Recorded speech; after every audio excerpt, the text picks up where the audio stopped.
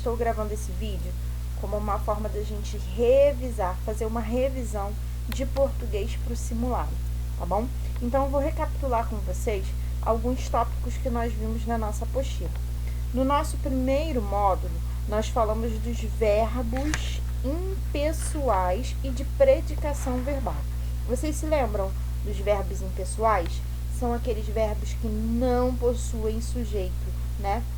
E que tipo de verbos são esses? Nós vimos o verbo haver com o sentido de existir, o verbo ir e fazer indicando o tempo decorrido, os verbos que indicam fenômenos da natureza, o verbo chegar com preposição de, verbo bastar com preposição de, verbo passar com preposição de, o verbo ser indicando o tempo. Então, nós vimos alguns verbos que não têm sujeito e por isso eles são chamados de verbos impessoais. Vocês se lembram? Nós também vimos, galerinha, a predicação verbal. Falamos de verbos relacionais e verbos nocionais. Os verbos relacionais também são chamados de verbo de ligação, que liga o predicativo ao sujeito. E os verbos nocionais são aqueles que trazem uma noção de significação. São os verbos transitivos e os verbos intransitivos. Verbos intransitivos são aqueles que não precisam de complemento objeto, né? Já os verbos transitivos, eles precisam de um complemento objeto, né? Para ter o seu sentido completo. Exemplo, o verbo transitivo direto precisa de um complemento sem preposição. Já o verbo transitivo indireto precisa de um complemento preposicionado. E o verbo transitivo direto e indireto, que é chamado de verbo bitransitivo, precisa de dois complementos, um objeto direto e um objeto indireto. Lembrando que pode aparecer com o verbo intransitivo um adjunto adverbial, lembra? Para dar aquele tchanzinho, né, no verbo. O verbo ele pode pedir um adjunto adverbial, mas o verbo intransitivo ele não pede complemento objeto. No nosso próximo módulo, que foi o módulo 2, nós começamos a sintaxe, né? E aí, nós falamos de frase, que é qualquer enunciado com um sentido completo, não é mesmo? E aí, ele tem uma intenção, né, esse enunciado, e a frase ela pode ser nominal quando ela não tem verbo, e a frase pode ser verbal quando ela tem verbo, e é também chamada de oração.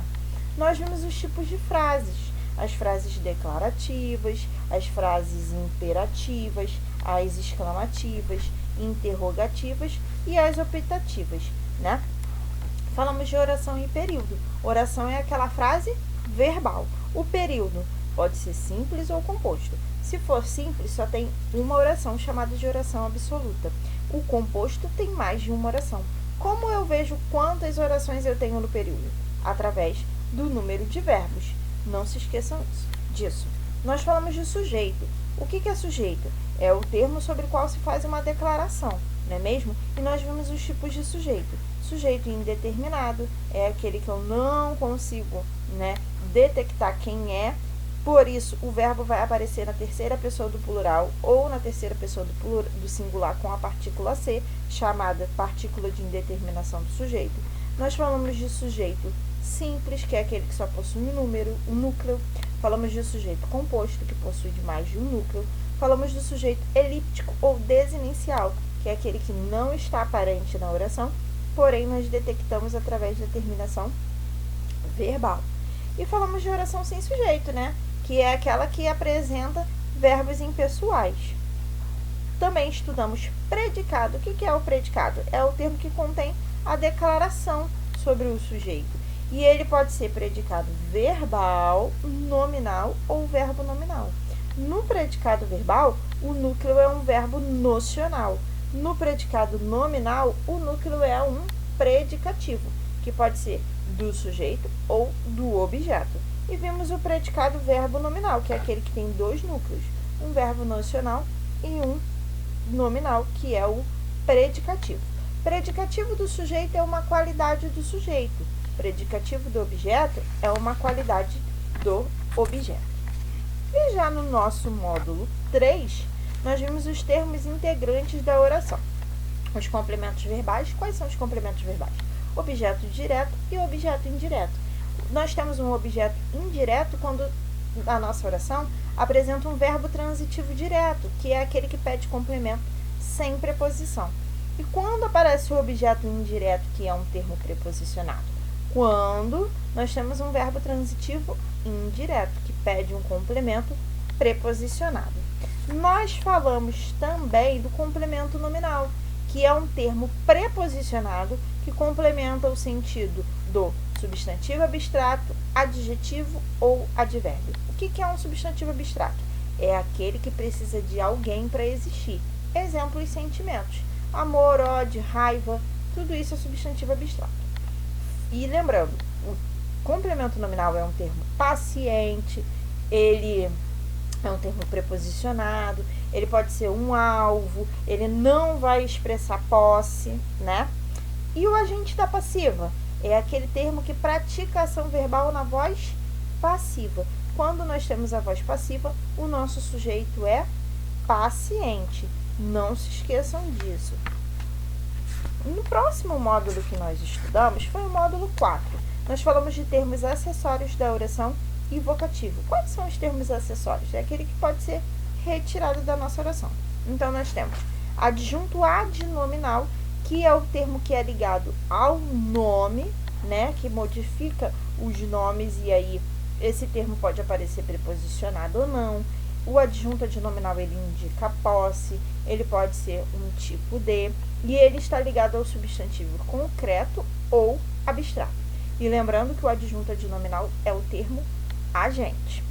E o adjunto adverbial é aquele termo que exerce, né, um valor circunstancial.